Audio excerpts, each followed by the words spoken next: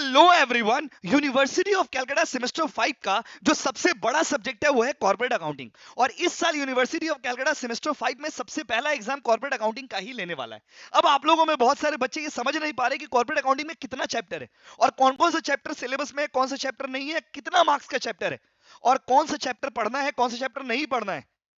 तो चलिए आज मैं इस चीज को क्लैरिफाई करके आपको बताता हूं कि एक्चुअली आप लोग का कॉर्पोरेट अकाउंटिंग का पैटर्न क्या रहने का है, क्या क्या एक्सपेक्टेड जो है, कौन से चैप्टर से कितना मार्क्स कवर हो सकता है। तो भाइयों और बहनों, सबसे पहले कॉर्पोरेट अकाउंटिंग में है यूनिट 1। यूनिट 1 बहुत ही बड़ा है, जिसमें से लगभग आपके एग्जाम में 20 से 25 मार्क्स का कवरेज हो सकता है, जिसमें कि आपके 4 चैप्टर है। इशू ऑफ शेयर्स एक चैप्टर है, जिसमें से आपका ईसॉप बोल के एक चैप्टर है, जिसमें कि आपका right share and bonus share बोल के चैप्टर है, और जिसमें आपका अंडरराइटिंग आता है। तो ये सारे जो है ना एक ही यूनिट में है। तो मेरे हिसाब से लगभग ये चैप्टर जो आपका है, ये यूनिट जो आपका है, वो 20 मार्क्स से 25 मार्क्स तक का कवरेज एग्जाम में देगा, आपका कवरेज करेगा ये। ठीक है, उसके बाद आते हैं यूनिट 2 में। भाइयों और बहनों, जो यूनिट 2 है आप लोग के सिलेबस में, उसका नाम है buyback and redemption, Canada university के हिसाब से। अब उस बायबैक एंड रिडेम्पशन के अंदर में 3 बड़े बड़े चैप्टर है।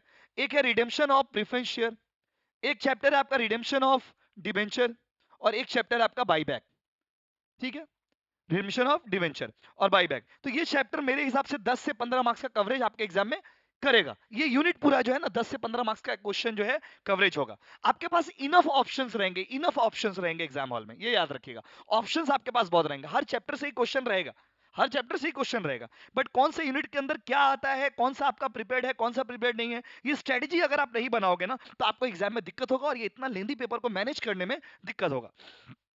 अब आते हैं यूनिट 3 में। यूनिट 3 जो है उसका नाम है वैल्यूएशन। वैल्यूएशन के अंदर में 2 चैप्टर है आपका। वैल्यूएशन के अंदर में 2 चैप्टर है, एक है वैल्यूएशन ऑफ गुडविल और एक है वैल्यूएशन ऑफ शेयर्स, जो कि 10 मार्क्स कवर करेगा आपके एग्जाम में, 10 मार्क्स ही कवर करेगा।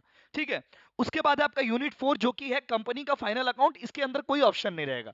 कंपनी का फाइनल अकाउंट जो है वो कंपलसरी चैप्टर है, 15 मार्क्स का, ये आपको पढ़ना ही पड़ेगा।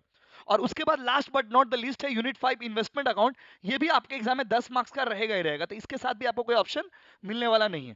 तो माय डियर स्टूडेंट फ्रेंड्स, अगर इसको आप समराइज करते हो तो आपको यहाँ यूनिट 1 में ऑप्शंस मिल जाएंगे, यूनिट 2 वाले में भी ऑप्शंस मिल जाएंगे, यूनिट 3 में भी ऑप्शंस है आपके पास। बट यूनिट 4 और यूनिट 5 आप स्किप नहीं कर सकते, क्योंकि यूनिट 4 15 मार्क्स का कंपनी फाइनल अकाउंट और यूनिट 5 10 मार्क्स का इन्वेस्टमेंट रहेगा ही रहेगा एग्जाम में। तो इस चीज को ध्यान में रख करके आप अपना स्ट्रेटेजी बना सकते हो। जहां पर ऑप्शन वाले चैप्टर है वहां पर आप कुछ चैप्टर को चाहो तो स्किप भी कर सकते हो, और अगर आपके पास टाइम है तो आप प्रिपेयर कर लीजिए, कोई दिक्कत नहीं है। ठीक है बाबू, तो भाइयों और बहनों, ये था कॉर्पोरेट अकाउंटिंग के बारे में। नेक्स्ट आप कौन सा सब्जेक्ट के बारे में जानना चाहते हो, कमेंट करके बता दीजिए और वीडियो को शेयर कर दीजिए। और अगर अभी भी क्लास नहीं लिए हो तो प्लीज अभी भी क्लास ले लो। मेरा नंबर नोट करो 9874411552। कोई भी एक सब्जेक्ट आप ज्वाइन कर सकते हैं जस्ट 500 में। ठीक है भाई, वीडियो को शेयर करें और कमेंट करके बताएं कि आपका प्रिपरेशन कैसा चल रहा है।